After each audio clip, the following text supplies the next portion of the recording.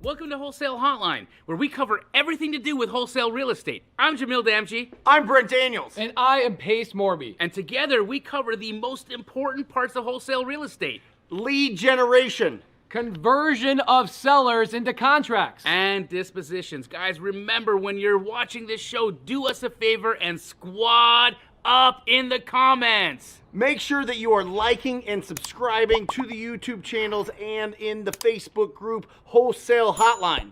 Most important, we want to know we're doing a great job for you and helping you build your business. So go give us a review on iTunes and or Spotify. So squad up and enjoy the show!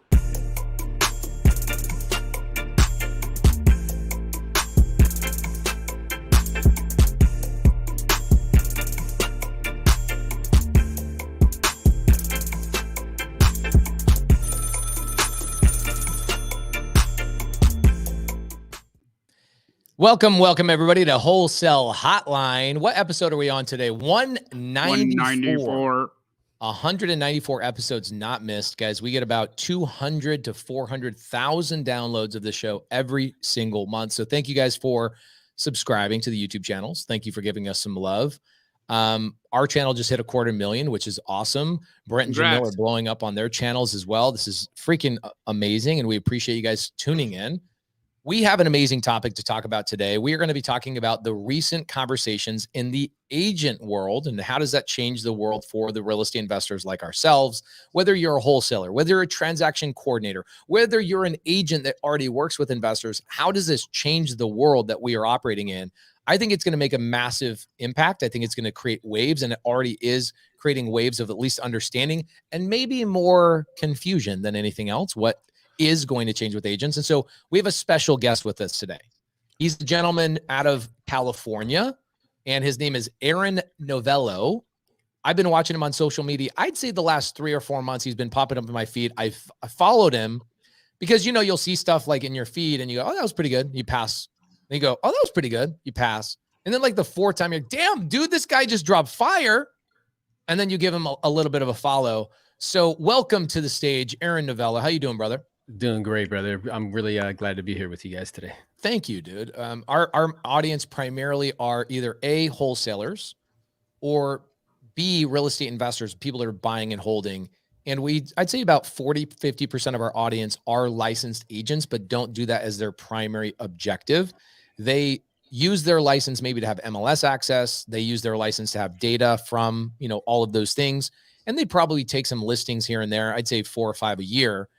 But they're not shooting to be full-time real estate agents. And Jamil, who is over there looking like he's all about like he's a robot essentially. I know I thought you said secret agent, so I told Brent wear your glasses, but we're talking about real estate agents. Real estate agent. Oh, okay. Real estate agent. Yeah. Dang it. So Okay. Jamil, his primary thing he teaches his community is how to do agent outreach to do deals with them. And so we wanted to bring an agent on here that, dude, you're killing the game on training agents on how to close more deals, how to get more listings, how to build their business. And a lot of the stuff that you talk about actually can help real estate investors in the way that they communicate, the speed in which they communicate, the efficiency, and overcoming objections, bro. You're phenomenal at it. So thank you for coming in and hanging out on our show. Sure. Again, it's my pleasure. You know, having been in real estate and done thousands of transactions, 50% of my business was probate and estates because I live in Heaven's Waiting Room. I'm actually in Southeast Florida. So, oh, you're in Florida. Okay. Yeah. So as such, I would bump into investors on a regular basis, and my competition truly was not other agents. It was investors that were reaching out as well with, you know, the opportunity. This is great. I did not know that. So one, you call it what? Heaven's Waiting Room? Heaven's Waiting Room in South Florida. Yeah. We have the largest elderly population in the country. Are you in Fort Lauderdale? Yeah. Bro, Fort Lauderdale is legit one of the coolest towns in all of Florida for sure. Yeah, it's awesome. Did you move there or have you always been there? I've always been here. And it was interesting because at the beginning of my career, I only made $13,000 selling real estate at the beginning because I had an inaccurate assessment of reality.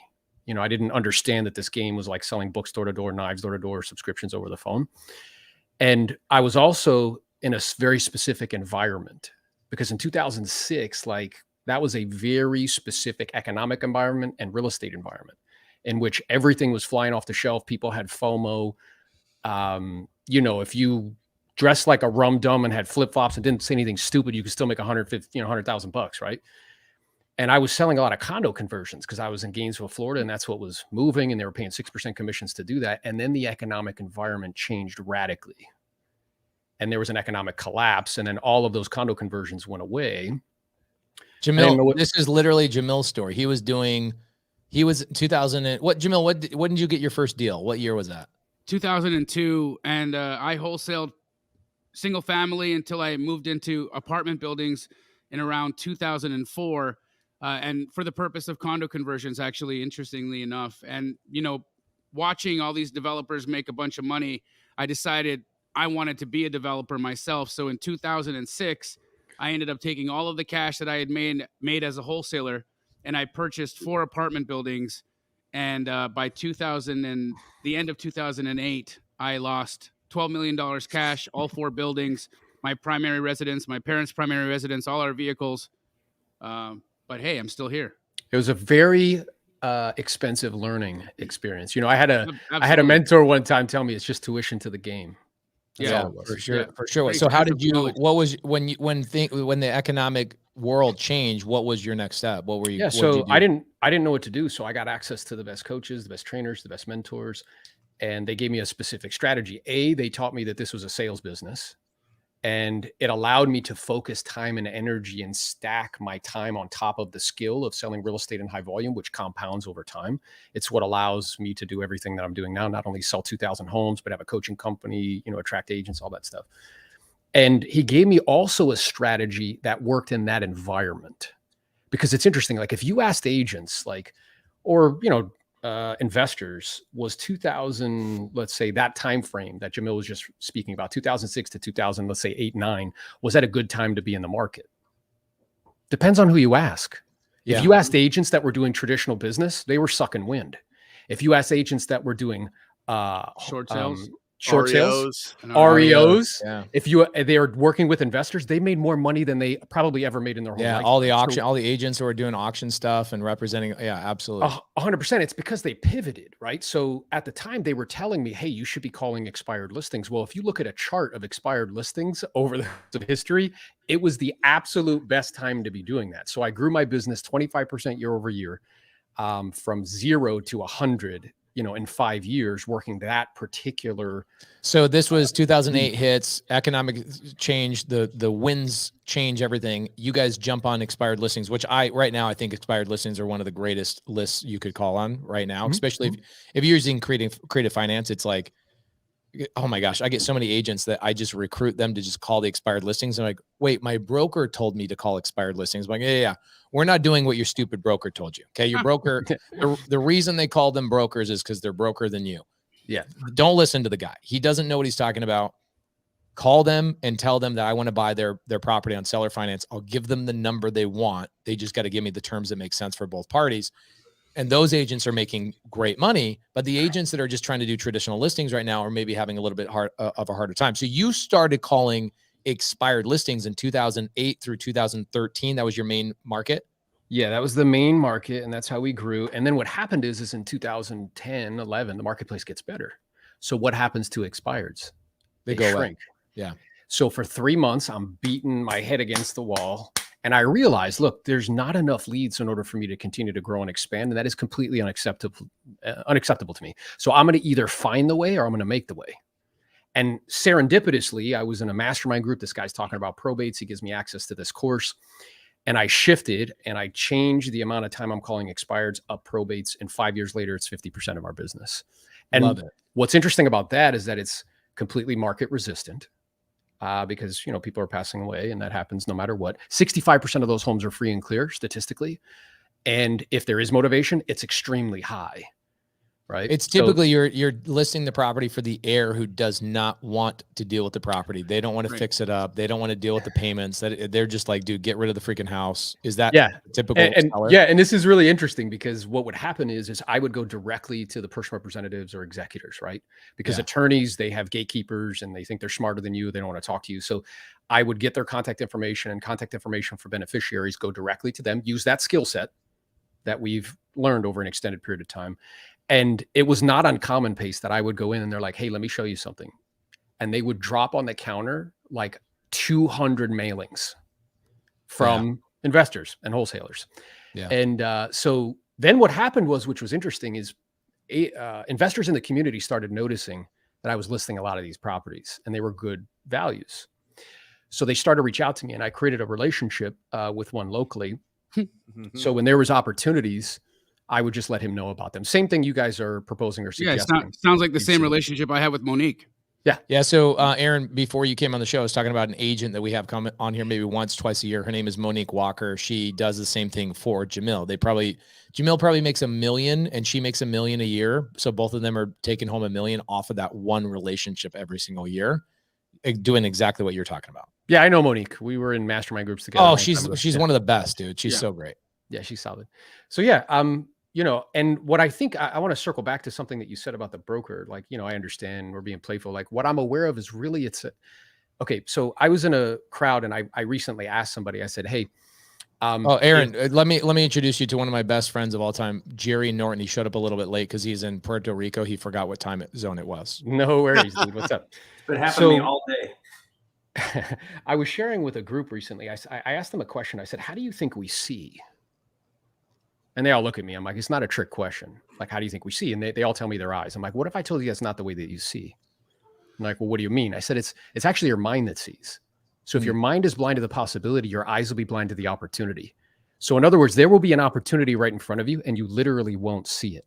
So what you were talking about with the broker was more of him or her not seeing an opportunity that's right in front of them. It's kind of like, if you really think about what you were talking about, probate would have worked during the same time frame that you were working on expired listings. Your brain did not know that opportunity was there. Therefore, your eyes did not see it. 100%. And I think agents have been brainwashed because a lot of the very influential voices in the coaching and training community have convinced agents that there's only 5 sources of business, which is expireds, cancels, for sale by owners, just listed, just solds, and COI. And that's it.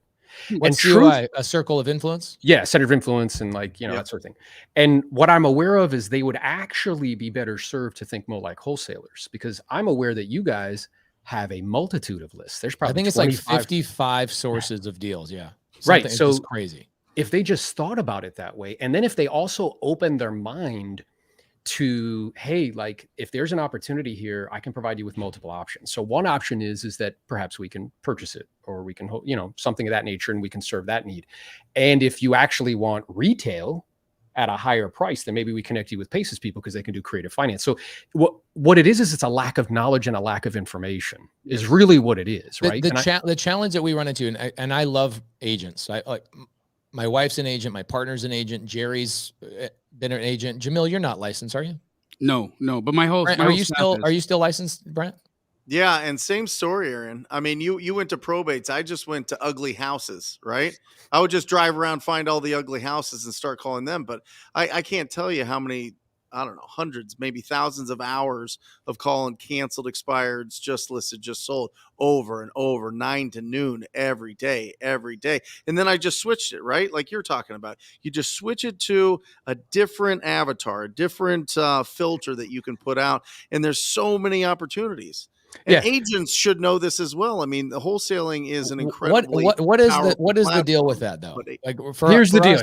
On the real estate side, here's our problem. I look at the licensed real estate market, 60,000 of them here in Maricopa County, where we're at. Monique obviously is in that county. Yeah. And I look at them and I say, maybe 5,000 to 6,000 of them actually make a real living here. Maybe. It's probably 55,000 of them, or I call them undercover agents. They have a part-time job doing something else. They give the agent world kind of a bad name because they're running around taking listings from family members that should have just hired a real professional agent.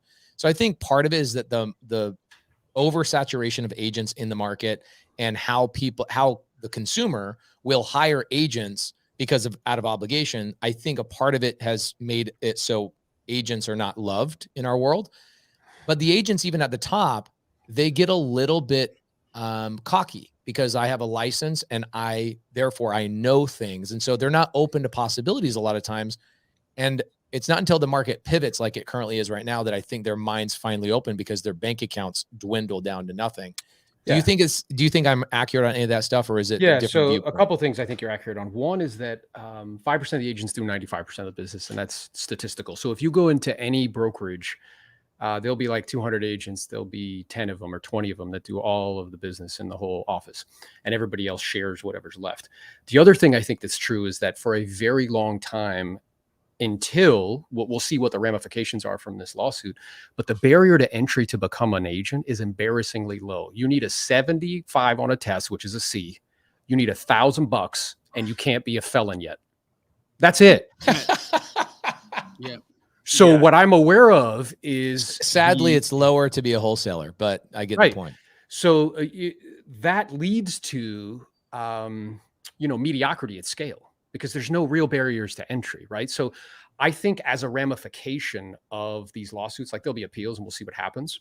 But with we have to think first level consequences, second level consequences, and third level consequences. Most people only think first level. They don't continue down the chain. First level consequence to the agents is that a lot of them are going to go away, because what's happening is the consumer ultimately gets what they want. And what they want is highly professional, highly competent, but they want to pay them less. So they ultimately get what they want. So the marketplace is demanding more skill. So as such, we're on track to do 4.2 million sales in this calendar year, roughly. We did 6 million last year. So the last time we did 4.2 million was 2009. There was 990,000 agents. We have 1.6 million. Wow. So this is the Hunger Games. Hold on. I got to write that down. Hold on, Aaron. Say that one more time. We're going to do 4.2 million this year. That's right. The last time we did that was 2009. Sales commissions? No. Sales. Okay. Houses So sold. in previous year was 6 million. Okay, Right. so in 2009 was the last time we had 4.2 million sales, and that was when we had 9,000 agents. We now have 990,000. Okay, 990, and now we have how many? 1.6 million. 1.6 million. Aaron, isn't it great that you go to real estate school and they teach you all about sales? Yeah, it's really wild to me that the whole mechanism is antiquated. It is completely ripe for disruption, right? Yeah. So, I think that, again, a first level consequence, and I think also first level consequence, I know agents won't like me saying this, but I don't think it's any less true, is that there's an argument to be made that, all commissions are negotiable. I want to be clear on that. They are. Right? They've always been negotiable. They've always been negotiable. How is there anything going to be different when they've always been negotiable in the first place? We shall see how that shakes out. But they've always been negotiable. But here's what I think is practice. Yeah, but here's what I think is very interesting. I think there's a very, clear argument to be made that 5 to 6% ish commissions when homes were 50 to $100,000 made a lot of sense. Now that the average home is 400 to 500,000, and in some markets 700,000-800,000, somebody's making as much as a teacher makes all year long doing one deal. There's an argument to be made. Okay, it's a little high, but what I'm aware of is particularly high when agents don't add any value. Yes. Yeah. So now what's being forced to happen is agents are having to up their value proposition. Number one, you got to be really skilled, not just in the sales process, but you have to be educated in economics and in finance and all these other things, right? The second thing is true is you got to be the hyper local expert. I mean, you guys are a perfect example of how media, so these big, huge companies that are pushing into our space, Zillow just bought Follow Up Boss, which is the biggest, right? And now they own Dotloop, which is all the transaction data. They own Showing Time, which is all the showing data. Now they own the biggest CRM, which is Follow Up Boss. They're a bank. They became a brokerage. It's very clear what they're doing. And what I'm aware of is they can do broad better than agents. You know what they can't do better than us? Hyper local. Yeah. Yeah. So people need to be, putting their foot on the gas as far as media is concerned. So and what's your first level of implication is what? So less agents. Less agents. And they have to have more value. Increase their skill. Increase skill. And so there's multiple things. One, increase skill. Number two, increase presence. Because if you're the hyper local expert, with a high degree of probability, buyer's agents are going to have to start negotiating either a portion or all of their fee. If that happens, they have never had to do that before, ever.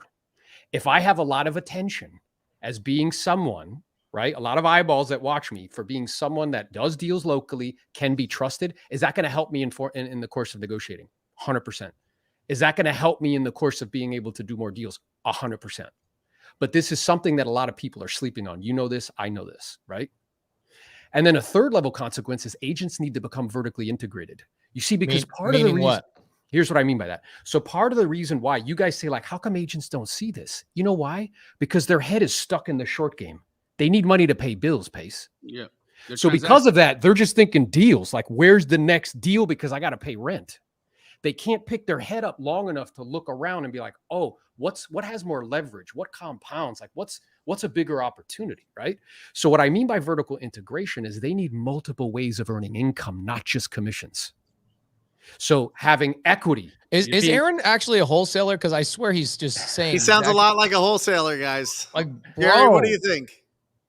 Guys, I promise you, we did not tell Aaron to say any of this. This is like, bro, you're speaking our no, because language. do you know why, Pace? Here's what's true. Because wholesalers, most of them live off the flips and the wholesales. They don't reinvest back in their business. Wholesalers have to be able to find what opportunity exists in order for us to create value. Right. And that's the thing that agents are going to have to learn how to do. And what I'm aware of is, like, wholesalers, like, they might think it's interesting, because, whenever we get good at something, we can get prideful and, get high on our own supply. So we think, like, as a wholesaler, like, oh, I'm like, dude, you got to look for deals just like agents. You ain't doing any shit different. You just might make a little bit more per deal, but, like, it's the same thing. And so what I think is true is, like, in order to insulate yourself from compression of net, which is what's happening, because the cost of sales rising dramatically for agents, they need CRMs, they need lead gen, they need to pay referral fees, they need to do all of this stuff. You have to have multiple flows, multiple streams. So one of that could be investing and owning things that pay you money. The second is being with a company that gives you equity. The third is a revenue share opportunity. Like, you have to vertically integrate, and that'll make up for the compression. Because if most agents are buy side heavy, right? Yep. So if they're going to have to start negotiating their own fee, with a super high degree of probability, revenue is going to go down 30%. Like, that's not me being, like, wild with that. So if that's what's true, they're going to have to have multiple ways of earning income. Well, Jerry, welcome to the show, brother. How's Puerto Rico doing? Good. Hot. How is it hot? It's November 15th, dude. It's just always hot. That's how it is. I know. I'm just teasing you. I can't wait to spend the summer with you in Montana, man. It's going to be a lot of fun. Counting down the days. Yeah. So, Jerry, we haven't even talked about the main topic at hand. It was mostly introducing Aaron. Do you want to give us a quick breakdown of what's been going on with the National Association of Realtors and just kind of intro that? I think we could segue into what is going to happen with agents. Aaron's already hammered on a lot of amazing points that we're going to talk about. Aaron, again, dude, welcome to the show. You're a badass. People are enjoying it in the show. Guys, if you're enjoying it, we got about 600 people here live. If you're enjoying it, give Aaron some love in the comments, and we'll get to some Q&A here in probably like 30, 40 minutes. But Jerry, if you could, what's been going on? If for somebody that's been sleeping under a rock, what's happened, and who do you think is it going to impact the most? And then let's open it up to a discussion of what do we think agents should be doing, or how this is going to impact the buyer's agent in the next coming years. Yeah, I think the at large, everybody has to understand the big picture as to what the argument here is. And the argument is around price fixing. And in America, we value quite a bit free trade. And so free trade is actually protected by the Department of Justice. There's an antitrust department. And if you think about it, if competitors collude to fix prices, then ultimately the consumer pays more, bad for everybody. So, our economy really thrives on a free trade system. So the argument here is that NAR and these big brokerages that have been added to these lawsuits, they collude to fix prices. Now, everybody says, well, it's always negotiable, but when the seller is paying the buyer's commission and NAR is requiring that is predetermined, and it's actually mandatory for an agent to list a property in the MLS, well, there's a really strong argument. And by the way, this has been going on for years. This is nothing new. It's just NAR's been able to kick the can down the road, right, for a long time, but they've been in multiple lawsuits. There's multiple more going on.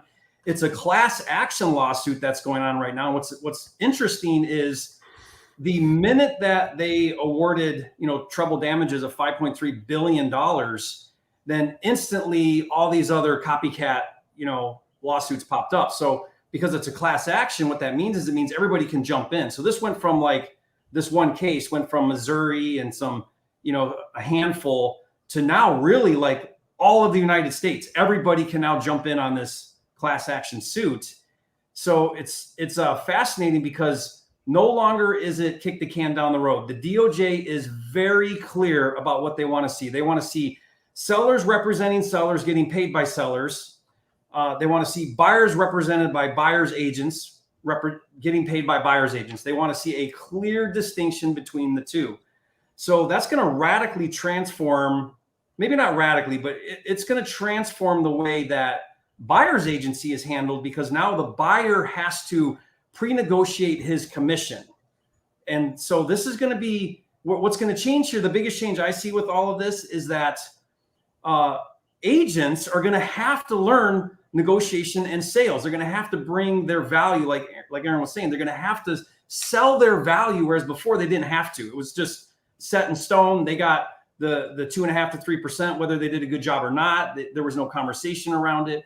So you had real estate agents go get a real estate license, start transacting. Now they're going to have to join the world of everybody else out there that has to actually bring the value, show the value, and earn the value. And okay, let me ask a couple questions real fast before we get too deep into this. The lawsuit it's done. They lost, right? They've been awarded the whatever. Now we know there's going to be an appeal. There has to be a freaking appeal. I don't think there's going to be. I think there's going to be. I think they'll do it. What makes you think that, Jerry? Why would there be an appeal? Here's what they're saying they're going to appeal. I don't think they're going to appeal. Here's why. In order to appeal, they have to post a $1.78 billion bond, because that's the first portion of the damages. They have to post that bond.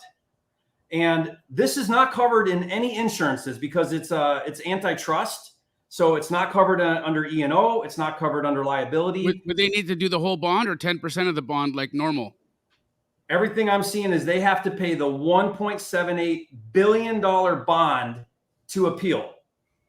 Okay, so I'm glad I'm on here because I'm sitting here now out of my depth. Okay, this is what I've heard, and Aaron, we got to give you a chance to address this. I'm out of my depth currently. I'm learning stuff right now. Jerry always knows way more about this than anybody I know. Aaron, as of right now, it's probably going to be you and Jerry and Jamil know the most about this. So let me direct the questions for a little bit. We'll open it up.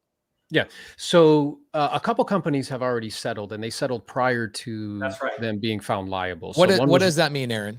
Meaning they said, okay, are we talking about companies outside of NAR? No. Yes. So Remax settled for $55 million, and House, which is a bunch of other companies that are under one umbrella, settled for $83.5 million. Think about it that sounds like a smart move on their part. Like, let's just settle. Let's move on. The whole goal is to settle, because think about it. If you're the plaintiff and the plaintiff's attorneys, if you try to force a $5.3 billion judgment, you're going to force them all into bankruptcy and nobody gets paid. So they've made it really clear that settling is the key here. And so the settlements we're going to see, like the Remax one and the others, we're going to see in the millions, not in the billions. But the whole goal is to settle. Now, here's why I don't think there's going to be appeal. The second reason why I don't think there's going to be appeal. The plaintiffs and these attorneys, they are determined to continue to sue NAR. So they can appeal, and there's just going to be more lawsuits. They're not going to stop with these lawsuits. And so NAR, at some point, NAR's just got to get their head around reform. Like, reform is coming. We're not winning this. Yeah. You got to throw in the towel. Okay. Well, the challenge is that NAR brings in $300 million a year in dues. Just in dues. So the moment that switches, like, it's going to completely change the ecosystem, because NAR they own 90% of all the MLS systems. So what I'm aware of is, like, there was a rule, which was part of what happened here, where in order to enter a property into the multiple listing service, you had to offer out compensation of some sort. You had to. Yeah, you had to. And then before the verdict came out. You're meaning to the buyer's agent? Yes, you had to. Yeah, buyer broker commission rule. You couldn't enter into MLS otherwise. And you couldn't even join the MLS unless you were a member of NAR, which means you're paying your dues. We're seeing now these brokerages are all leaving NAR. NAR is going to lose a lot of their revenue real quick. Some of them are, yeah, like Redfin, they switched. They pulled out. Okay, so I have something to read to you that my wife sent over to me. I'm going to share it on the screen. I don't know if this is like getting my wife into trouble, but let me show something. I've got a little letter from the NAR CEO. Oh, for some reason my screen doesn't want to present this. That's kind of messed up. The freak, dude. NAR's blocking you. NAR's blocking this. They're listening to the conversation. They blocked that. There it goes. Here, I think it's going to pop up right here. Come on, baby. Be good to me. Nope, it doesn't. Dude, NAR is blocking me right now. The freak. What does it say, though? Okay, I'll read it out loud. It is a letter directly from the president, or maybe it's the CEO of NAR. And Jerry, it kind of goes against what you were saying. And I've been reading and listening about how NAR actually just laid over in this lawsuit, because what they were trying to do is they were trying to collect all the information from the opposing side and go, show us all your cards, and we're going to let you win. In fact, the case was only 11 days long. The jury came back in 4 hours. It was almost like the defense did not even fight. And so my understanding from, I talked to an attorney about this. He goes, oh, it's genius. What you're doing is you're getting all the information. They're having to show all their cards, everything that they have. But they would have done that in discovery anyways, though. Yeah, but I don't understand that, because the cards have been out forever. Like, I've been doing videos about this for 2 years now with all the other lawsuits that never really went anywhere. I mean, I don't know what new arguments there are. Let me read this. Yeah, read it. Says, okay, so this is directly from the president of NAR, Tracy Casper. Okay. She says, update in the case of Burnett versus NAR. I have an important litigation update. After an 11-day trial in the case of Burnett versus NAR, the 8-person jury in Kansas City came back Tuesday and found the National Association of Realtors and other corporate defendants liable in the case. This matter is not close to being final. We will appeal the liability finding because we stand by the fact that NAR rules serve the best interests of consumers, support. NAR was formed 100 years ago because there was a need for a higher level of ethical practice. We should all be proud that realtors continue to serve in that role. I know our mission. I'm grateful for the NAR staff and our 1.5 million members who work to serve our clients every day. We have an important share. Anyway, they are specifically saying, Jerry, they plan to appeal.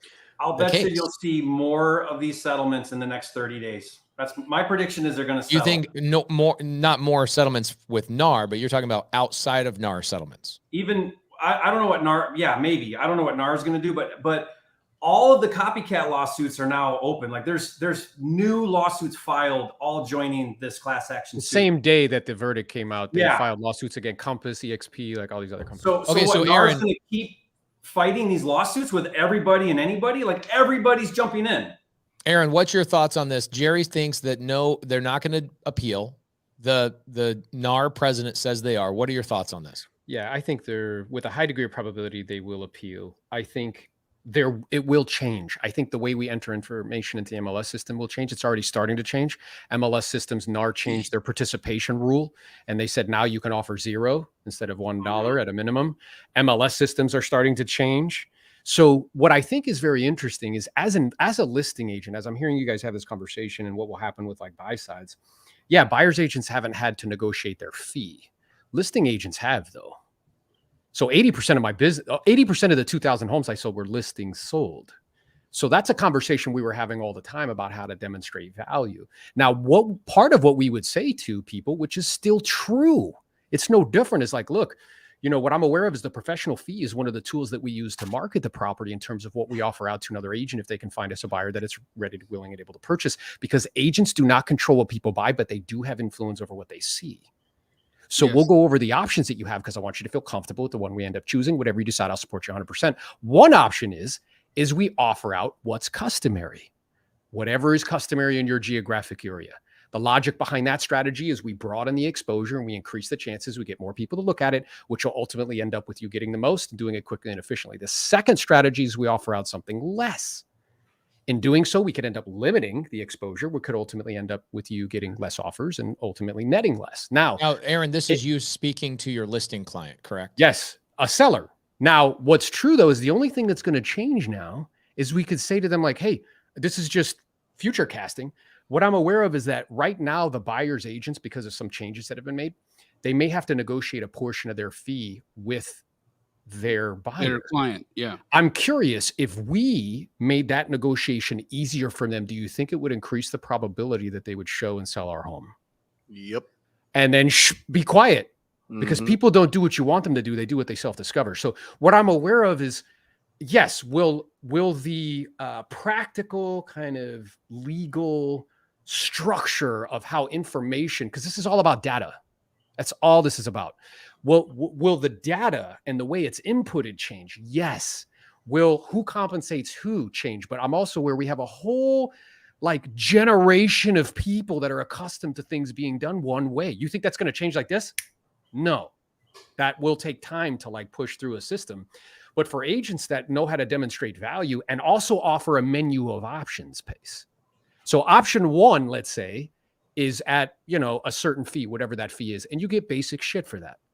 Option two is you get basic plus you get Matterport, Wow. you get videos, you get this, you get that. Option three is a guaranteed sale.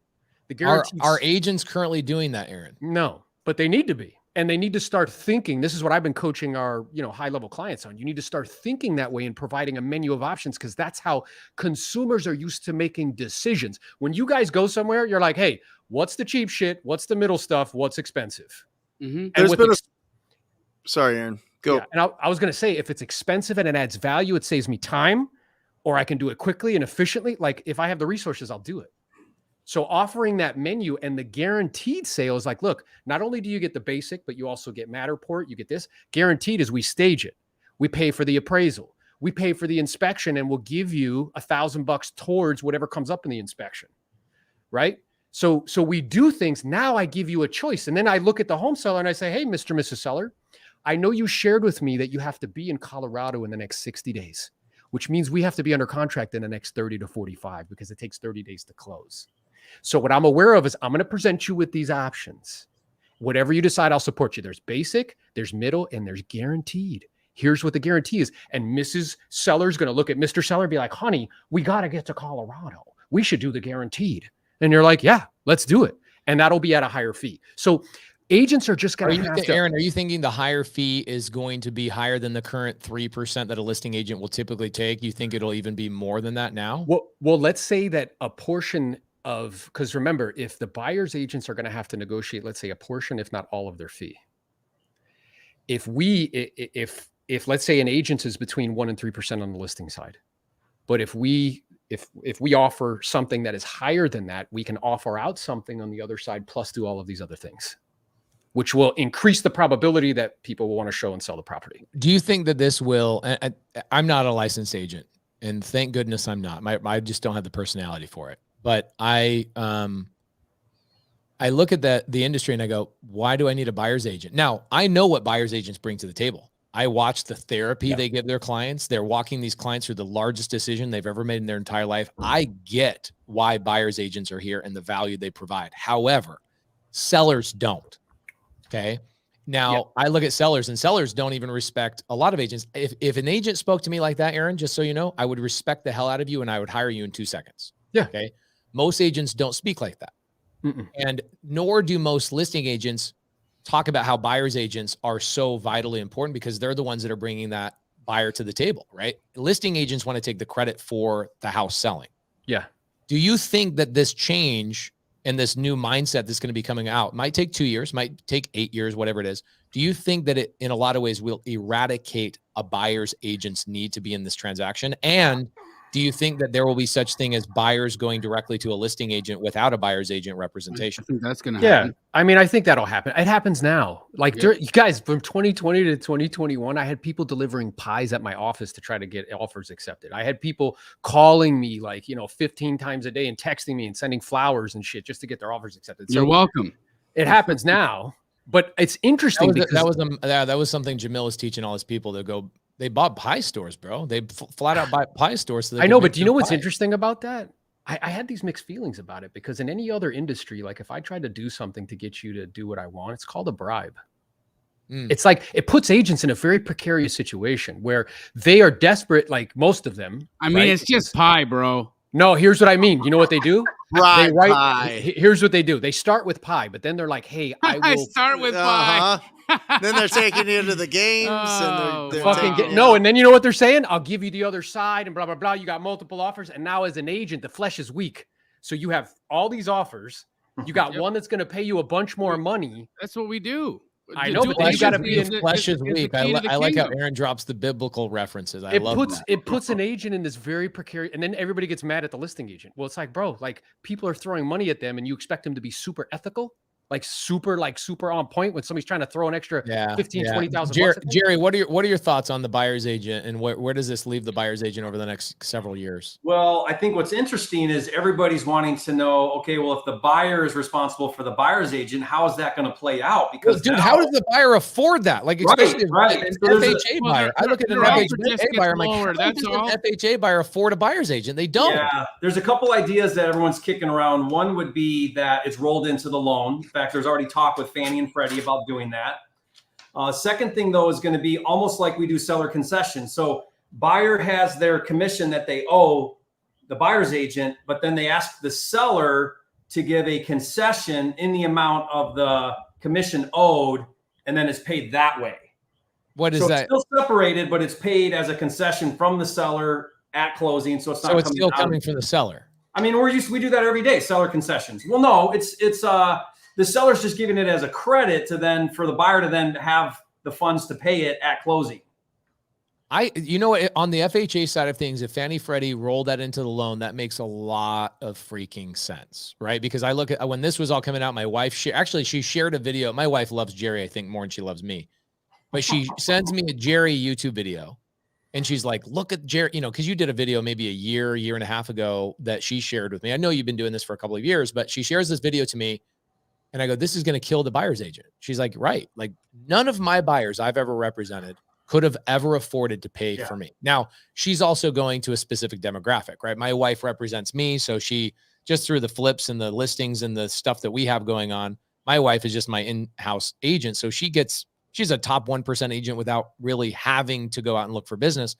But because of her exposure, she gets people that come to her kind of by default, right? And the people that come to her by default, I think, are the FHA buyers and those types of things. So she's like, it would eradicate my buyer's ability to go and afford these houses. So a loan roll in makes a lot of sense. Aaron, what are your thoughts on like FHA buyers? Is there anything else that you've heard kicking around how a buyer's agent? No, I mean, I've heard the same thing about it rolling in. I think it'll be interesting with regards to appraisals. If you roll there's it no into way. the loan. You're going to get people in more debt to pay buyer's agents. Yeah, and I mean, tricky. here's I think the other thing that the crux of what's going on here too is there's an argument to be made with like the reason why we have huge booms and busts in the United States is because our flexibility and lending standards. Like people who barely can bring money to closing probably shouldn't buy a house. Like, Yeah. And I know people don't like to hear that, but that's really what's really Listen, true, right? Sellers are going to pay buyers agents. They're going to. In rough or flat markets, I am telling you, they will put out as much as possible to get somebody to buy their house. If it's a hot market, maybe not. We had this company Assist to Sell, Aaron, and they had 12 other different versions of it, but they had that whole menu of these are the services you get, and this is what you get, and you can pay a certain amount, and it's much less than 6%. And they did awesome in 2007 and 8. Middle of 2008, they went bankrupt. Hey, look at Redfin. That's the fact. Look at Redfin.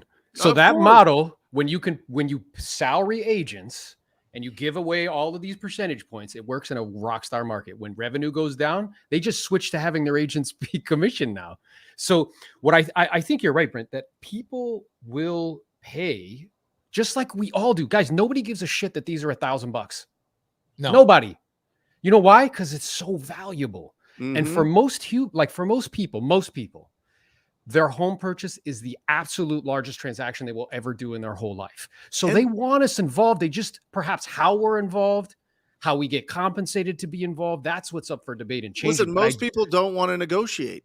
Most most Americans do not want to go and negotiate with some seller or some agent. It's like negotiating with an attorney unrepresented in their mind, in a normal consumer's mind, going there and just starting to negotiate with this other agent that represents somebody else. You want somebody on your side. I don't think that this is going to affect it as much as people think. I mean, it obviously was kind of, the way that it was structured was goofy and old, but I'm telling you, I don't think it's going to change what sellers are going to do when they put money out there to get buyers to buy their house. I think in a hot market, if we had this situation again in 2020, going through COVID, I think buyers agents would be completely out of business. I think that I think they would have negotiated buyers agents commissions to 0.5 point.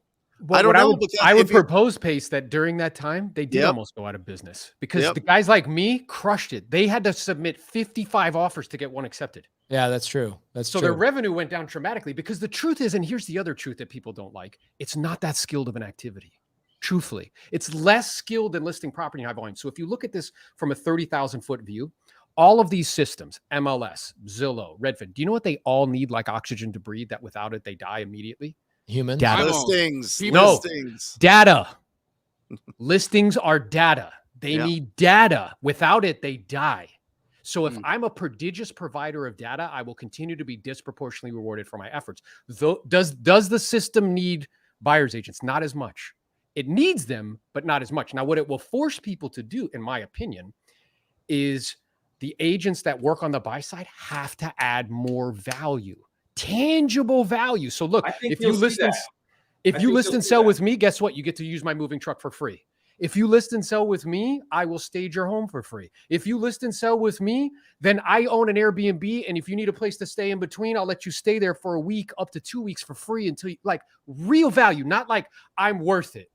Not I like I will answer my phone on Sundays. Yeah, like that's dumb. Like people say to me, they're like, oh, I asked them, I'm like, what's your competitive advantage? They're like, I'm honest. I'm like, you're stupid. like everybody's going to say that. That's like dumb. And what Jack Welch said is if you don't have a competitive advantage, don't compete. So what's happening is this is forcing, because look, a second level consequence is brokerage. A third level consequence is the consumer. Truthfully, I think the consumer wins. One, because they get less agents, which means more productivity per agent, which means more skill. There's no reason that the average per agent productivity in the country is 4 homes all year long. The average agent makes $72,000 a year. The average manager at Taco Bell makes 70. That's what's true. There's no reason that should be the case. And the reason is because it's such a low barrier to entry. But guess what? You know why it's a low barrier to entry? Because we need those fees at NAR, brother. That's why we got to make it super easy for everybody to become agents. Because in my opinion, you should have to do like 50 deals a year to be called an agent.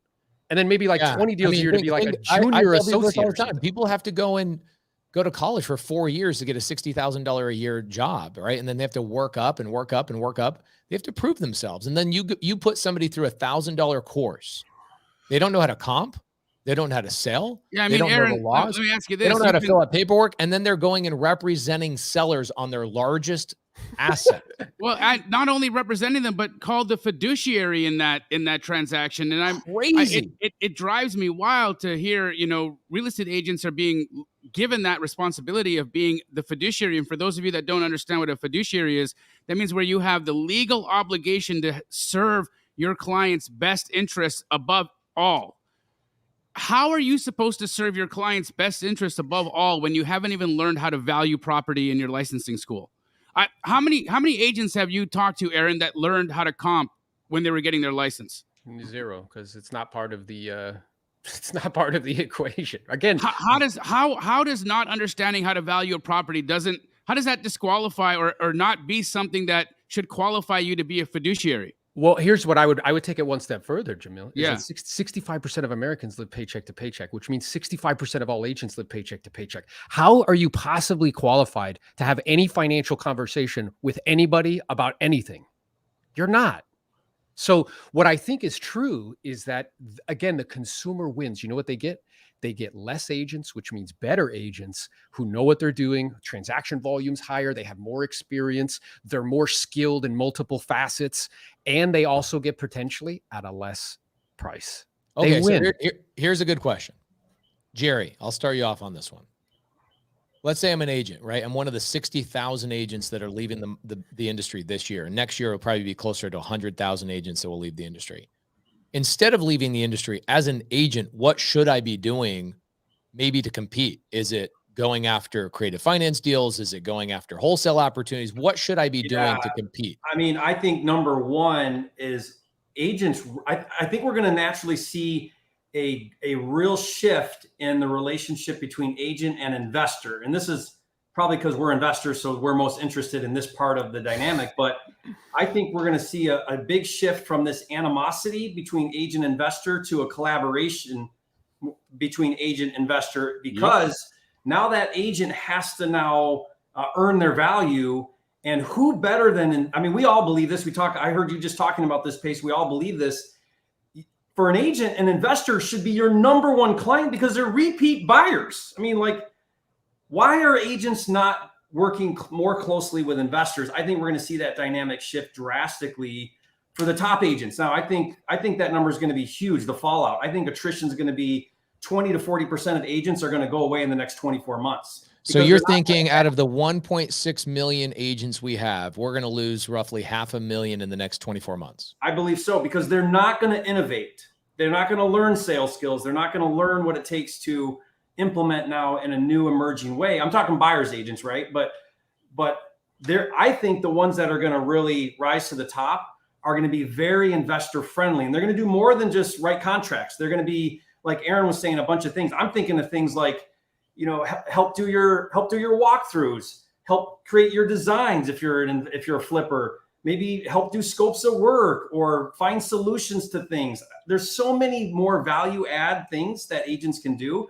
I naturally do this with the agents I work with. I ask them to assist in a lot more things, and I'll keep using you as my agent, right? So I think we're going to see an emergence of a more friendly investor and agent, because again, they're no longer going to be, if this goes through the way it's all playing out, they're no longer going to get preset commissions without having to earn it. So now, Jamil, what do you have to add to that, brother? I want to add to that, and I think Jerry's right. When you look at the service that your wife or my sister provide as a real estate agent, right? Your wife, Pace, she goes above and beyond when she's working with a client. She's doing way more than just listing a property or driving Miss Daisy. She's doing a ton of work. She's helping with resources, vendors. My sister will help clients renovate a property in order to help them sell it. I mean, the amount of work that agents were going to have to be capable of doing is absolutely going to change. And I think Aaron hits the nail on the head there as well. You're not just going to get a mediocre at best. You're not going to get a mediocre at best real estate agent. You're going to get the cream of the cream, the cream of the crop, or you're not going to work with that person. I think he's 100% right. We're going to have really good people, or they're not going to be in the market. Aaron, I've got two questions for you. Okay. Mm-hmm. Question number 2 is a little bit longer. This one's just really, really quick. What do you feel, or where do you feel this animosity comes from between agents? And I'm not talking about the Aarons and the Monique Walkers of the world, because I work with real estate agents that become my very best friends. They look out for deals for me. Jerry and I fly up to Montana a couple of months ago, and Jerry and I spend 3 days with an agent. They're our best friends. We go on double dates.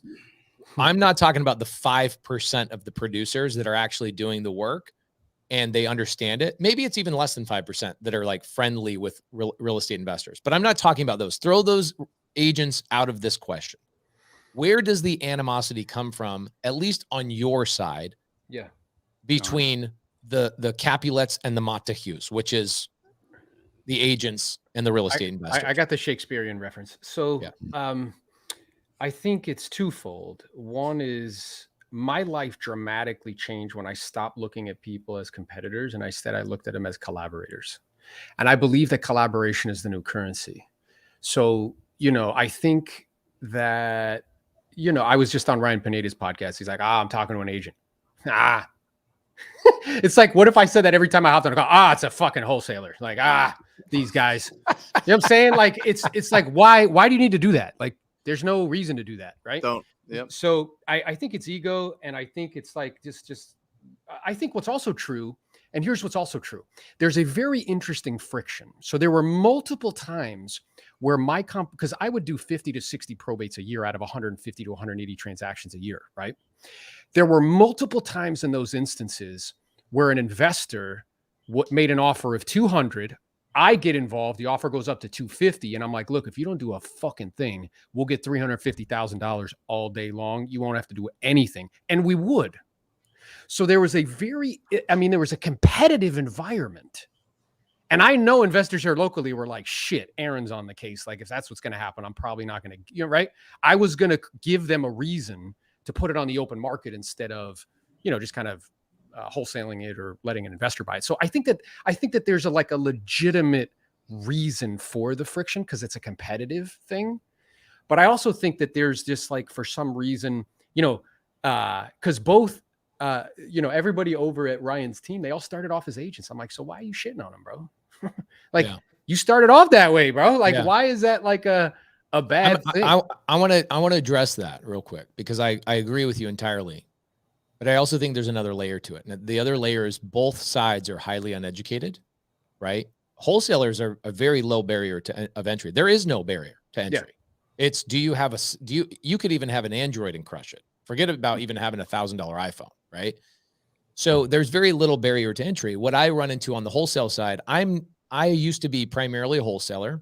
Then I evolved into now I'm 85% of what I touch, I buy and hold. I keep everything. And I've evolved, but I understand the world and of wholesale incredibly well. We still wholesale a little bit. But I ran into agents that would list properties way over what they were worth, not educating their sellers. And then we would come in and we would have to save that agent from losing that listing with creative finance or something else. But the first time I present an offer, let's say subject to or seller finance, it's amazing how little agents know about anything about real estate, right? It's crazy how a lot of buy and hold investors just actually know real estate, or 90% of it. I still don't know everything about real estate, but I feel like when I talk to an agent, I'm like, how have you been an agent for 15 years and you've never explained seller finance to a seller to the point where you won't even present my offer? Yes. And then what will happen is it will go expired. You will so blatantly, because of your ego, you won't present my seller finance offer, not because it's not a good offer for your client, but because you don't want to admit you don't know how. And the licensed professional talking to the non-licensed professional does not want to admit, I don't know what I'm doing. And they would rather go to the end of their 6-month listing, let it go expire. My team calls the expired listing and goes, hey, how'd you like the offer that the agent gave you before you fired them? And they go, we don't know what offer you're talking about. They never presented that to it. So there's a lot of that where I feel like there's just a lack of education. Maybe it's because of what you addressed earlier, which is the low barrier of entry to both people. And 95% of the people in the industry, like you said, are not earning the 5% at the very top. And so maybe it's the 95% of people are just lazy and bumping into each other and using their ego as a justification to basically bash the other side. Is that I agree really with that stupid 100%. way of saying it? Yeah. So I believe that, the 5% that you hang out with, yeah, it's because they are playing at a higher level, both intellectually and emotionally. So you're just dealing with, a high caliber human, much less whether they're a, agent or a wholesaler. So I think that that's completely accurate. What are your, Jamil, Brent, Jerry, do you guys have anything to add to that of where the animosity comes from? Because knowing the source of it is important. I think for people that are just getting into the industry, you, as a new person, you don't want to just assume that you as a wholesaler are a piece of crap because an agent makes you feel that way. Or if you're an agent and a wholesaler says something like, oh, I got to talk to a freaking agent right now. You don't want to feel like an agent that is a dirtbag just because a real estate investor made you feel that. Do you feel like this is coming from somewhere other than where Aaron and I have already hit? What do you think? Listen, I love the collaboration over competition, but it's also competition. So listen, this is a free market, right? It just depends on what's best for the property owner. If the property owner wants speed and convenience and doesn't want to clean it up and wants a cash offer to close in a week or 10 days, then that's where we step in. If they want to get full market value and they want to be able to list it and get as many offers as possible, they go with an agent. So it doesn't matter what we want. It matters what the sellers want. And if the sellers want speed and convenience, they go with us. If they want to get more price and it's a little bit more inconvenient, great. But you will trade their speed, convenience, and price. The sellers only get two. They only get two. Which two do they want? If they want speed and convenience, they're going to have to be lower on price. If they want to be inconvenienced and take a little bit of time, then and get that higher price, then that's what's going to happen. So Aaron, second question. Here's my second question. Second question is, are you, because you're a sales trainer, obviously. You're perfect for this. Are you training your agents to now go, all right, we're going to offer our clients, our sellers, creative finance, a cash offer for a wholesale offer or a fix and flipper, listing, a this, a that, all of those types of things? Or are you guys primarily going in and saying, we're trying to get the listing and just throw it on the MLS? No. So we're thinking multiple different, again, a menu of choices. So what was interesting is as I'm hearing, Brent describe that, well, the collaboration would be, hey, bro, if they just want retail, instead of you because it goes both ways, guys. Yeah. Instead of you having your sister's niece be the agent, not just bring me deals, but I'm going to help you out. If they want retail, here you go, bro. Here's retail. Then guess what? If they want wholesale or they want a cash offer, hey, bro, I'll bring it to you. Maybe we could work out, an equity position or, whatever. Can I pause you for a second there? I just want to address, because I think we went through that a little bit too fast. That is such a great point. What you're referencing, Aaron, is something I learned from Jerry years ago. As a wholesaler, I'm asking all these agents for deals. And very rarely was I smart enough in the very first year of my business as a wholesaler, because I did 100 deals through in my first year, and I sold them basically to Jamil. He co-wholesaled them for me because I didn't have a buyer's list at the time. Yeah. But it wasn't until I saw a video of Jerry Norton going, hey, are you throwing away your listing opportunities? Here's what I did, Aaron. I just knew right in the very beginning, I knew this person's better fit for an agent. And so I just left it alone stupidly. I just go find, I told the sellers, just call your agent. Yeah. Instead of me going, oh crap, Jerry has an amazing video about this, to go to the agents that I'm trying to ask for business from. And stupidly, it's so obvious, just reciprocate what you're asking them to do. Yeah. And that goes back to if my mind is blind to the possibility, my eyes will be blind to the opportunity. And I think most people play business like it's a finite game. It's even in our language. We're we got to crush it and beat the competition and crush these wholesalers. Dominate. Dominate. Right? You're going to win. I'm going to win. You're going to lose. It has to be that way. Yeah. And some people, the majority of the world, that's their mental map of the world. Yeah. And what I'm aware of is business is an infinite game, meaning it was played long before the Jamils and the Brents and the Pace Morbys and the Aarons, and it'll be played long after we're done playing it. So the goal and objective of infinite games is to keep playing, number one, provided that you have the means and the ability. Means could be time, it could be health, it could be money, and the willingness, I still want to play, and it's to equip other players to play. That's really the whole goal. It's not to beat people into the dirt. So I think, again, once you start to view people as collaborators and come from a spirit of I'm not trying to keep every damn nickel that's on the table to myself, there'll be way more than enough opportunities, and we can pass between each other. But the truth, when you look at these big tech companies that are pushing into our space, guys, they tried to get into the flipping business. Yeah. And Zillow lost $750 million doing it. Then what they tried to do is they offer cash offers just like you guys do. Why are they doing that? You know why? Because they know 5% of the time they'll accept the cash offer. The other 95%, they have leads that they sell back to agents for 35%. And they sell it to the hedge funds. Then they take their 7,000, which nobody talked about. They took 7,000 homes, instead of putting them back on the market. If they actually cared about inventory and people's lives, you know what they did? They sold it to a hedge fund. Boop. Yep. See you later. Pace, I wanted to just go back real quick and button up that question you asked. Where does the animosity come from between real estate agents and investors? I think that, what Aaron's been talking about now, and, a little bit of what Brent's been talking about, and yourself and Jerry, even this concept of there being a competition between real estate agents and investors, meaning if a homeowner does a deal with an investor, that's going to cut the agent out. And I think that agents got this idea in their head that, look, these real estate investors are too sophisticated to want to use my services. They're not going to want me involved in the deal because they know how to do the contract. They know all the conditions. They know about the contingencies. They know how not to lose their earnest money. They understand the game. So there's no place for me in the deal when I'm dealing with an investor, which is why I don't like investors, because if they buy the house, I don't get the listing. And so the attitude is a scarcity mindset that says if they buy, I lose. And that's what's been the animosity. That's been the friction all the way, because the moment where a real estate agent can find that, no, you don't lose, because this is how you still fit into the equation when we collaborate, which is what Aaron is talking about, this collaboration concept of, which is what you've seen Monique and I do for a decade, right? We've collaborated, and every deal that we do together, she makes more money on than she does if she was going to sell. For Aaron, let me just really quickly give you the breakdown of how I work with Monique. Monique will bring a listing to me. Before she goes on any listing appointment, she sends me the address, and she asks me for my cash buy price. So I give it to her. She goes into her listing appointment and she says, okay, here's the deal. I've got a multitude of options for you. I've got a cash offer from my investor, and he will pay me the commission. You'll get a net price to you.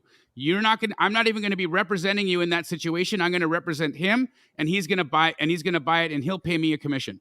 Option 2, I can show you exactly what you need to do this house to get it financeable and put it on the market.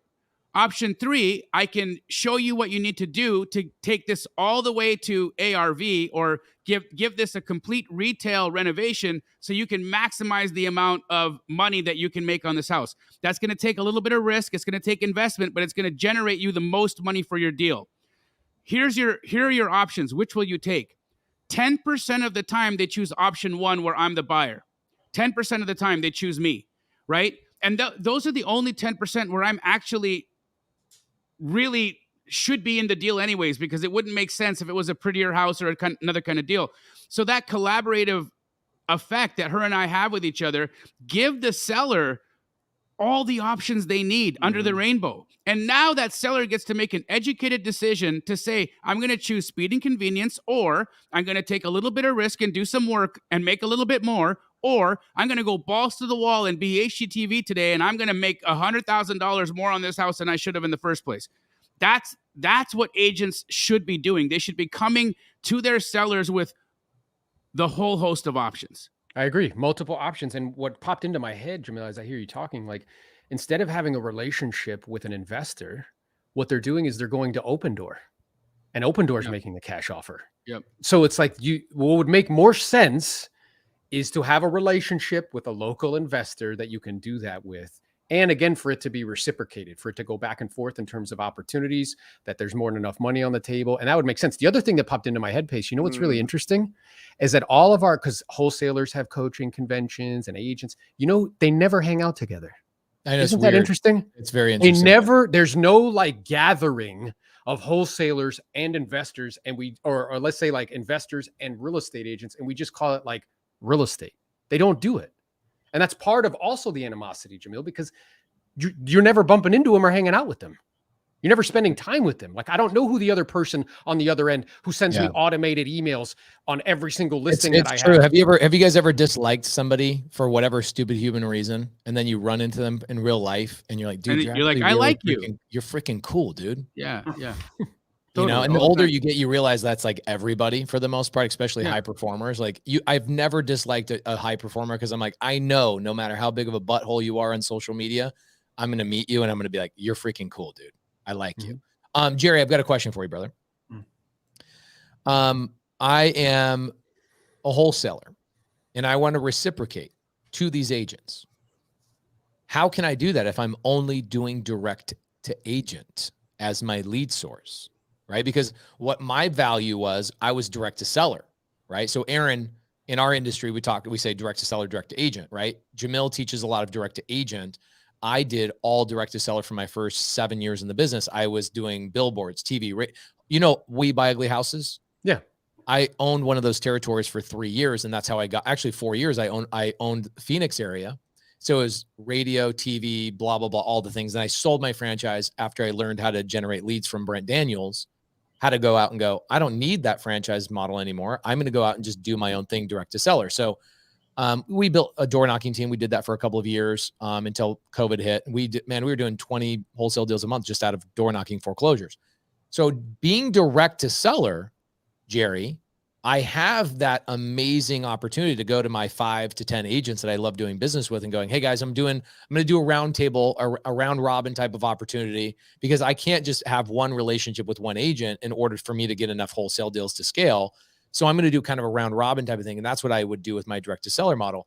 Is there a way? Because I know you talk a lot about agent, two-sided relationships, all these things. You're the guy when it comes to how to structure the agent relationship in terms of compensation.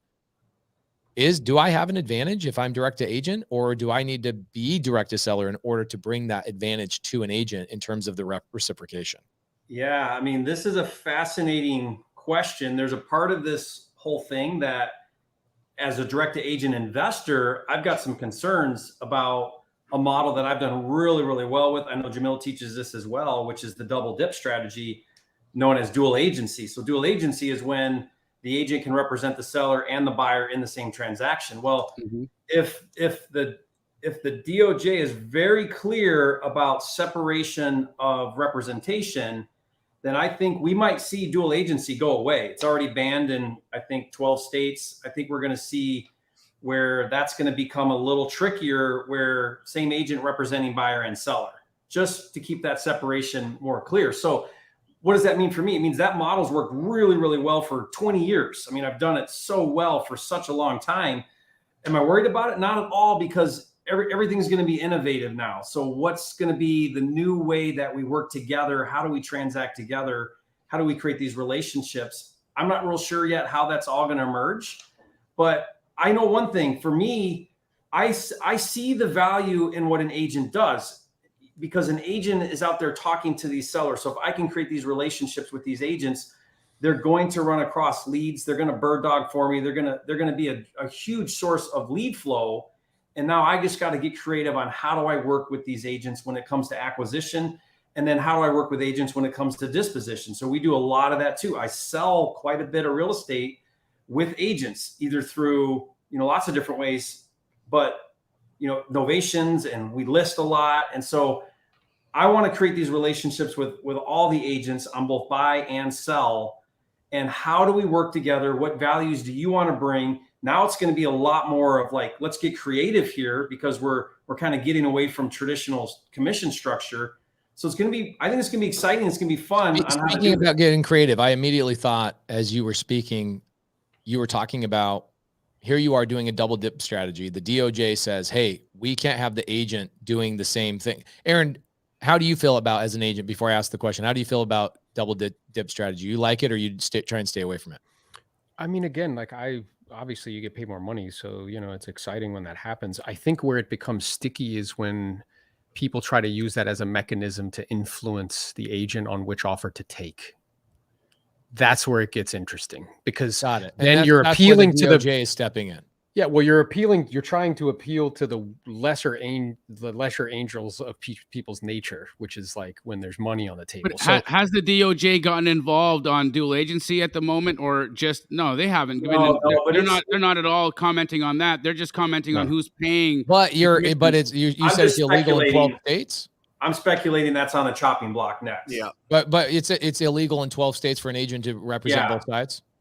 Yeah. Okay. So is there a way? Here's my question. It still happens. Like I do it in Florida and Texas. Those are both non-dual agency states. I do it every single day in those states. It's just not dual agency. It's transaction broker, where they don't represent either party. Wait, it's a workaround. It's still done. So that's actually what my question was. I was going to say, it's the same thing in creative finance. They come up with something. We go, okay, well, you don't want us to transfer the deed. No problem. I'll do a contract for deed or a land contract. I'll do something else. Right. There's always a workaround. So on the dual agency, on the dual agency side, there is a workaround there where an agent can still make money. I mean, I look at the wholesale side, like Monique Walker getting Jamil to pay her instead of her representing the seller in that transaction. She says, hey, you go buy the deal, and then Jamil pays me. Yeah. And I pay her half my assignment fee, right? So Pace, you've been there when her and I are doing a deal. We're driving in Texas, and you guys make $100,000 in 7 minutes as I'm driving. I'm like, this is what I get for driving. I can't work my cell phone. But what you've done, Jamil, is you took traditional buyer's agent and you've created this unique role for them to thrive outside of this traditional like 3%. So we're going to see that happen because buyer's agents are going to have to get creative. I think this is what Aaron is primarily training people to do, right, Aaron? Yeah, it's to provide multiple options. And really what he's done, he's doing remember where we said that they can do broad really well? Like tech companies, they can do broad better than anybody, and better than anybody on this like call, right? What they can't do is hyper local. So what Jamil has done is he's created open doors offer program with one highly productive agent. So he knows only 10% of the time will the deals turn into deals, but if not, she's just going to list them. And that's what agents should be doing for themselves. So one of the things that I am telling people, there's a multiple pronged approach. One is that the riches are in the niches. Agents need to be death, divorce, job relocation, moving to assisted living, like pulling lists the same way wholesalers do, getting really, if you want to get paid in the future, you need to live in the future. And what I mean by that is you get really good at something and then you create a brand around your name around that thing, right? Everybody on this call has done that. You guys are wholesalers, super good at it, investors, you're creating a brand around it. You'll get paid in perpetuity for that. And you're pushing media on it so more people know who you are. Okay. So they got to get a niche. The second is a cash offer. I love that Aaron just said agents have got to pull lists as well. And in my mind, Aaron, in my mind, again, not an agent, I'm coming from the limited viewpoint. I don't ever see agents getting trained on pulling lists like probate, foreclosure, those types of things. And even when they pull a list of expired listings, their broker is telling them, go tell the seller that you're just a better listing agent and give them the same freaking opportunity as the previous agent. So you're telling them essentially what we as wholesale educators, Jerry, Jamil, Brent, are all teaching them. Go pull a list. You're just teaching. In fact, here's what I would go so far as to say, if you're a buyer's agent right now and you're going to start pulling lists, you're going to start learning negotiation and sales skills because now you got to earn your value and show your value. Why would you not just go wholesale instead of being a buyer's agent? You're going to make 10 times more money. Well, are there you're saying buyer's agent, but there are situations where the seller that you talk to just needs to list the property. So you're essentially saying you should either be a listing agent or a wholesaler. Well, I don't understand. Are you guys saying that buyers agents commissions are going to go down? Yeah, because I totally disagree with that. I mean, I don't know if I totally disagree, but I think with a high degree of probability, if buyers agents are going to have to negotiate a portion, if not all of their fee, guys, they're not that skilled and they don't add that much value overnight. So I think that the people, okay, so I think it's the Amazon effect. So the people that are like dominant, they have a hyper local presence, they have a ton of Google My Business reviews, all of that, and they add value, but not everybody can pay for fucking like one of my partners, Jose, he bought $250,000 of furniture. So he'll stage your home for free. Not everybody's like that. Nobody's going to do that, right? He bought a moving truck. Not everybody can do that. So they're either going to have to work for a team like that who can provide that value, or go work for Zillow. Like there's not going to be like very in between. The days of doing 4 to 10 deals a year are done. What do you mean by working for Zillow? So what I mean by that is that Zillow is very much so, and these online platforms are very much so gearing. So their entry into the transaction was a transaction fee. But then they started to push into ancillary services, because when you look at the brokerage business, brokers don't make any money. Their profit margins are 10 to 5%. You know how they make money? They own escrow companies, title companies. They give away the brokerage in order to get to the ancillars. But what you're watching is these tech companies they recognize that agents don't want to spend money or prospect. So they're willing to pay They're willing to pay 35%, $5,000 for one lead. And they justify that because it's coming out of a $10,000 check. That's ridiculous. Right? So that's why you're saying they're working for Zillow. Right. And the biggest teams in the country right now, like keep this in mind. What Zillow's done is, and these Home Lights, Home Light raised $100 million before COVID. Their biggest backers, Google. I paid them like $50,000 in referral fees one year, and I pay my broker $16,000. How does that make sense? So what I'm aware of is that they're pushing into the space they get, and a really well-run team, guys, in real estate. I don't know what it is in wholesale, but in residential resale, a really well-run team is operating at 30% profit margins. So check this out. And that you mean that's net to the team lead? Net to the team lead. So they're doing 100, 200, 300 deals, dealing with all of the management, all the bullshit, all the paperwork. The lead provider is netting the same amount. Yeah. With none of the work. What they're doing is they're hiring technicians to do the actual work themselves. You see what I'm saying? Yeah. Yep. And the biggest teams in the country, like this is like the big secret, they all have Zillow Flex accounts. Like for the most part, not all of them, but a lot of them do. What's a Zillow Flex account? Where Zillow says, okay, we're going to give you preference. We're going to give you all the leads. We're going to be up your ass to make sure you're calling them all the time and all this other stuff. But you're going to pay us between 30 to 40% on all of your deals. Once they close. Once they close. Yeah. So like that's what people have used to scale and do like 1,000 units. So Jerry, you made a comment. I want to wrap this up with your comment up. Your thought process is, okay, if you're an agent, you got licensed.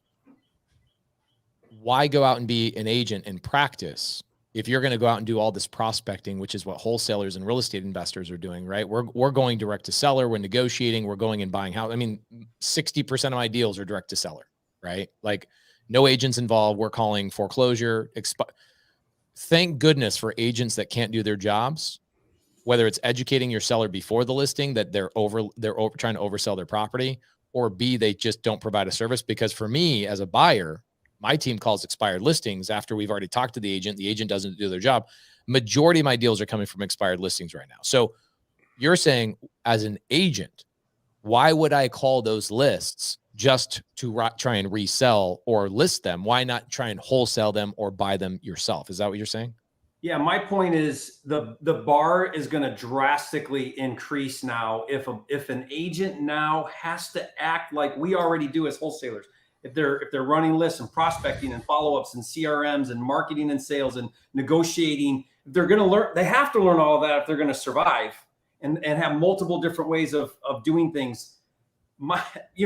That's going to happen no matter what. The point I'm just making is, why do all of that to get a minimal percent listing on something when you could get the contract and assign it for $20,000? That's my point. Is they're actually going to start acting more like wholesalers do, which is run a legit prospecting or marketing and sales business to be successful. They're going to have to. Yeah. Well, and I agree with that. I think what's also true is that agents that's operating under the assumption that the only reason it makes sense to do something is because of money. So like what I'm also aware of is that agents, they serve a very important role like in society. Like they help the average person who has 95% of all of their wealth tied up into their house transact. Like they're very functional, right? And I think that agents that the consumer wants agents involved again. They just want them to be more skilled. They do. And maybe not want to pay them. They've been proving that for the last decade, where we've been flooding them with all these options to not use an agent, and everyone's like, "We still want the agent." Yeah. Everyone keeps picking. Like I would tell people when you call like for sale, I'm like, "Look, dude, if the internet was all it took to sell a home, then once the internet happened, all these flat fee companies would have put agents out of business, and that didn't happen. What happens is they go all out of business once the marketplace is not, like gangbusters." So I think I do agree 1,000% that agents have to become more savvy. They have to be better educated on finance. They have to be better educated on business. They have to be better educated on the skill of being able to sell property. So if the environment, like let's say the structure is not going to make it more difficult to become an agent, the market will. And that's exactly what's happening. The market is demanding more skills and that sort of thing. And then I think it's interesting because what you're really describing is, it circles back to our conversation. It's just a menu of options. So the agent could be like, look, I have a PACE in my back pocket, and hey, here's this offer. And then here's this, and here's this, and here's the menu of choices with regards to creative finance. And here's the menus of choices with regards to commissions. And then whatever you decide, I'll support you 100%. And if you do that right, what will end up happening is they will say to you, well, Aaron, what do you think we should do? Yeah. And once they ask you that, now they're actually receptive to your response. Now it's incumbent upon me to do what's best in their best interest. Hey, you know what? I think that the cash offer is better for you. I think PACE is the guy. and I have a relationship with him and we get compensated accordingly, right? Or like, you know what? I think putting it on the open market makes the most sense, and here's why. Right? So that's what I think it'll end up. Do you think that buyers agents are going to make less in a normal market? Because if I put my house on the market, Jamil puts his house on the market, he puts $1,000 out there for buyer broker, I put 3%. I feel like there's going to be more eyes on my house. I think there's two questions there.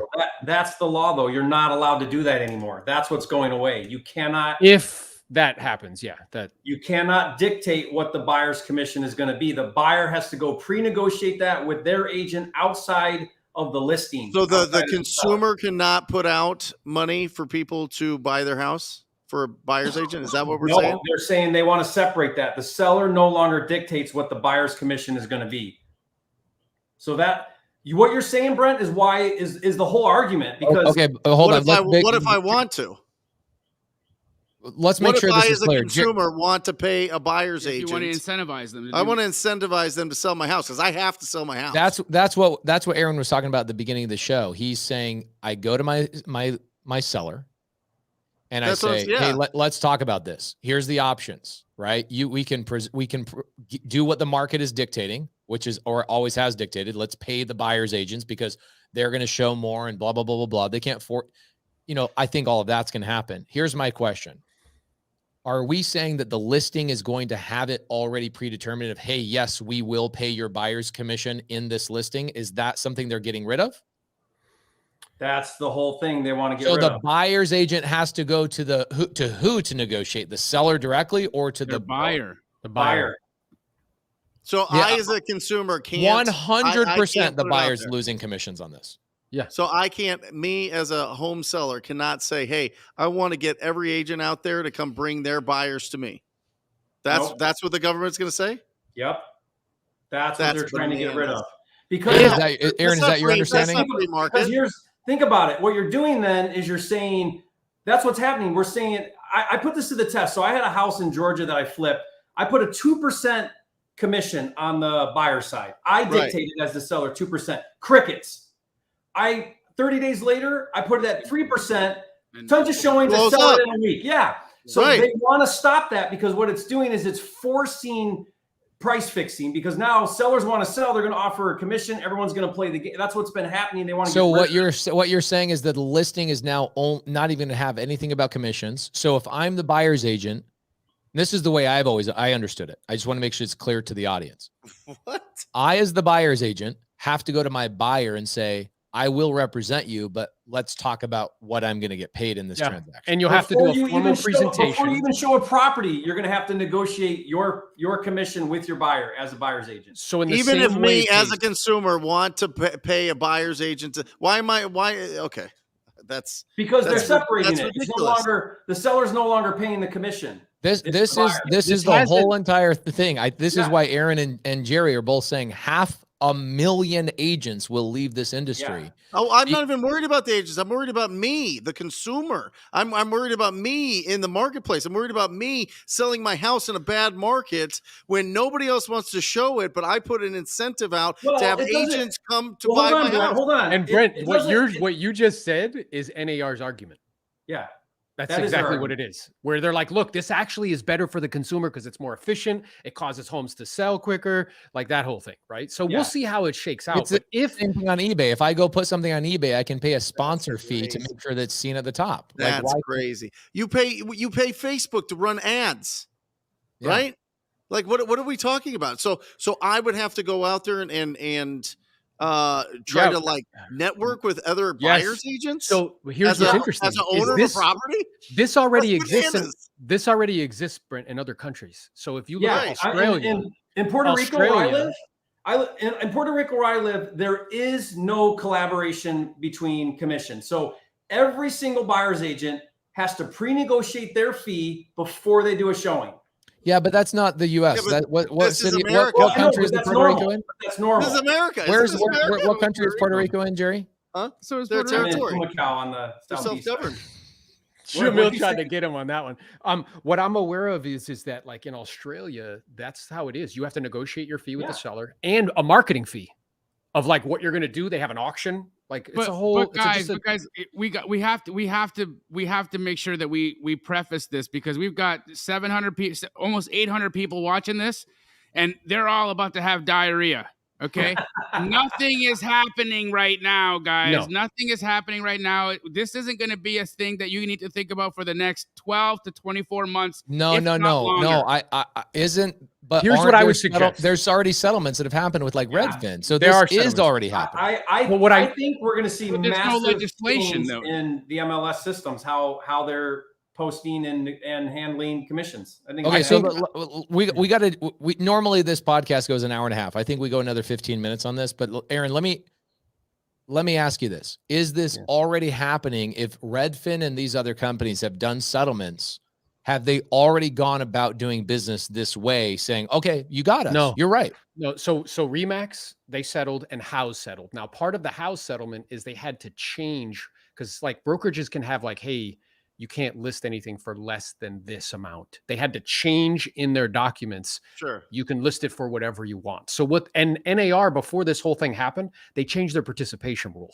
So what you're going to see is MLS systems will go from you could offer $1, you had to offer at least $1, to now it's $0.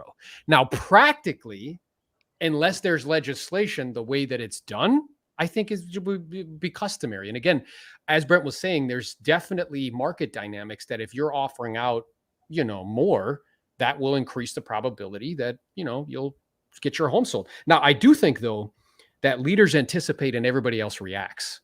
So to what Jamil was saying is like, yeah, you probably not have to worry about this for a while. But what I am also aware of is wherever there's disruption, there's opportunity. Somebody's going to make a lot of money. So if we can start to mastermind and future cast and kind of say like, hey, what do I think with a good degree of probability will take place, then I can position myself accordingly and continue to get my unfair share. Yeah, but going back to your question, Pace, of like, is buyer's agent commission going to go down? If you look at the rest of developed countries, their total commission split to sell real estate is like half of ours. It's like 3 or 3.5 or 4% combined. Okay, combined. We are the highest country in commission rate, and it's because the buyer's agent fee has been paid by the seller. So that's what's happened. Now, if that gets disrupted and we go to the same system where there's each representation. Yeah, like in Canada where it's 2 beaver pelts and a loony. Standard. Everybody knows that. So Brent, now that you know that, do you change your opinion of what you're saying? Absolutely not. I think it's totally anti-American. Yeah. I think that I should have the right to be able to put out whatever commission I want for a professional to come in and bring a buyer that's ready, willing, and able to buy my house. 100%. That should not be regulated, that I can't pay a buyer's agent something. That's just made me want to wear an American flag on my head. But Brent, here's the argument, Brent. You don't represent the buyer. You're the seller. I'm the seller. Why are you paying the buyer's commission? The buyer, because there are professionals that put food on their table and all day sit on the MLS hunting for listings for their clients to get in, set up a showing appointment, schedule everything, make sure that they get do their best to get their offer accepted, then walk those people through an inspection period, explain to them what a home warranty is, explain to them what's going on in an inspection, help them find the right lender and loan officer so that they get the best rate and the best experience and get that thing closed and continue a relationship with them forever so that they feel good about this decision. I mean, that's ridiculous. All of that's the buyer's responsibility with their agent. Yeah, but I understand that. All I'm saying is I shouldn't be restricted from paying somebody to bring somebody to my house to buy my house. Yeah. Like, I don't know that's part of it, that they would say to you as a seller, like, hey, you can't offer some sort of compensation. Cause I agree. I think that's very like un-American. It's like telling somebody you can't sell something. It's like, what do you mean I can't sell? I can do whatever I want. Right. So, but I do think that the way that it's entered, I think it being mandatory, I think, that again, that's going to change. And I do think that if agents don't level up, particularly on the buy side, in terms of doing, like I did a formal listing presentation for a seller. and you would explain all the value, you'd give all the options, you'd handle objections and close. The same is going to be true on the buy side of doing a presentation. Here's what we offer. Here's, you know, the menu, and then here's what the compensation will be. Now, the seller's agent might offer us a portion. If they do, then that'll reduce that fee in some way. At the same time, here's what it is. That's how we work. Are you willing to proceed? And, you know, kind of take it from there. I mean, buyer's agents don't do that now. No, No. they don't It's have like, to. hey, my cousin Susie sells houses. Call her. Yeah. Let's have her start sending us MLS drips of what houses we kind of like. That's right. And let's get a prequal. No, truthfully, they're order takers, bro. Yeah. I mean, So this will change the dynamic, but maybe not necessarily the commission. Right. Because if they are really good at their job, like Brent is saying, two things are going to happen is what I'm hearing you say, Aaron. One, buyer's agents are going to step up to the freaking plate and do their job, right? And add or value. go away. Or go away. And that's where the $500,000, because somebody said in the comment, they go, people don't want to work. That is absolutely true, 100%. which makes the 900 of us on here today have the unfair advantage because we all actually desire to work. We have this unfair advantage called desire that even if I had all the money in the world, I would still wake up today and try and learn something new. It's what we all desire to do. So we have that unfair advantage. Correct. So 500,000 people are going to leave the industry. Great. But the people that stay in the industry, one, they're going to have to learn how to bring more value. And then two, it sounds like the seller probably will still be able to come in and go, let's try and sell this thing really quick. Let's kick in 1 point towards the buyer's agent. And then that will reduce the commission, right? It'll make it easier for them to, you know, perhaps. I'm just saying the buyer's agents are still going to have to present. As wholesalers, we will be complete. It will be a huge disruption if sellers can't put buyer brokers out there. I agree with that. Because I'm telling you, as a flipper, I'll put in a bad market when I was flipping in 2010, 11, 12, I was putting 5% commission for buyer brokers out there to get it out there, to get those properties sold. I was doing everything I could to get as many people to come into that property to buy it as possible. And if that affects the flipping, then that affects the cash buyers, which then affects the wholesalers. So this is how this all kind of gets weaved in together in Wholesale Hotline. This is a wholesale podcast, but I'm telling you, if that is the case, there's going to be it's going to be rough. It's going to be interesting. Gentlemen, I've got to run. Aaron, this was a beautiful conversation. You guys keep going here, but I've got to take off. We'll wrap it up. Aaron, we'll have you come back. This was absolutely a blast. Aaron, thank you so much. Jerry, we love you, bro. Even though you're over in, I don't know, you're in South America right now? Puerto Rico. He's in Puerto Rico. The U.S. flag. I know. He's got it on his hat, Pace. Come on, man. I know. I'm just teasing. Hey, guys, was this a blast tonight or what? Amazing. Everybody in the comments, give us some love. Thank you, Aaron. You crushed it tonight. Thank dude. you, This was Aaron. great. Wholesale Hotline 194. We out. We out of here, guys. Thank you so much. Aaron, we'll have you come back on. Thank you, guys. Have a great night. Appreciate you, brother. Just say squat up. So squat up and enjoy the show. Yeah. Okay. 1, 2, 3. So squat up and enjoy the show. What are you doing? I didn't say nothing. Why? I don't know. Okay. So squat up and enjoy the show. Cool. I think we should use the one where Jamil doesn't say anything.